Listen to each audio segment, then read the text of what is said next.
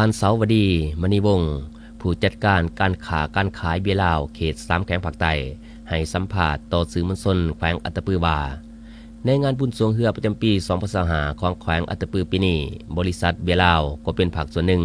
ที่ได้ประกอบส่วนอันสำคัญและสนับสนุนเข้าในงานบุญดังกล่าวเป็นการสุขอยู่ส่งเสริมด้านวัฒนธรรมอนุรักษ์หีดของประเพณีอันดีงามของศาสตร์ก็คือของท้องถิ่นให้มีการขยายตัวและยืนยงตลอดไปบ่ว่าจะเป็นทางด้านเครื่องดื่มป้ายโฆษณาและเงินสดอีกจำนวนหนึ่งเจ้าสบายดีครับพระเจ้าซื้อเท่าเสาดีมณีวงศ์เนาะเป็นหัวหน้าประจำเขต3แขวงสารวัตรไส้กรอกอัตตปือซึ่งว่าในงานนี้เนาะบริษัทเบลาวเนาะได้มีการอุปถัมภ์สุขยูกิจกรรมบุญสวงเฮือประจำปีอัตตปือเพราะว่าจะเป็นผลิตภัณฑ์2ก็คือเป็นพวกป้ายโฆษณาอย่างต่างๆที่ว่าประกอบส่วนเข้าทางภาครัฐเพื่อส่งเสริมกิจกรรมนี้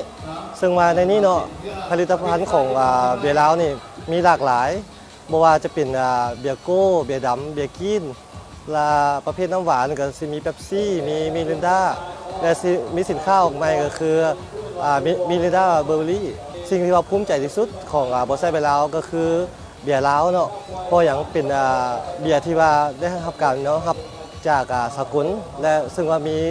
รางวัลเป็นการันตีถ้าว่าในกรณีที่ว่าลูกค้าหรือว่าห้างค้าไหนเนาะมีความสนใจที่ว่าอยากมาเป็นครอบครัวเขาก็ขอเชิญเนื่องจากว่าเขามีพนักงานการตลาดที่ว่าประจำอยู่เขตซึ่งว่าพร้อมให้คำแนะนำบอกว่าเรื่องการพัฒนาห้างหรือว่าการตกแต่งห้างอย่างต่างๆซึ่งว่า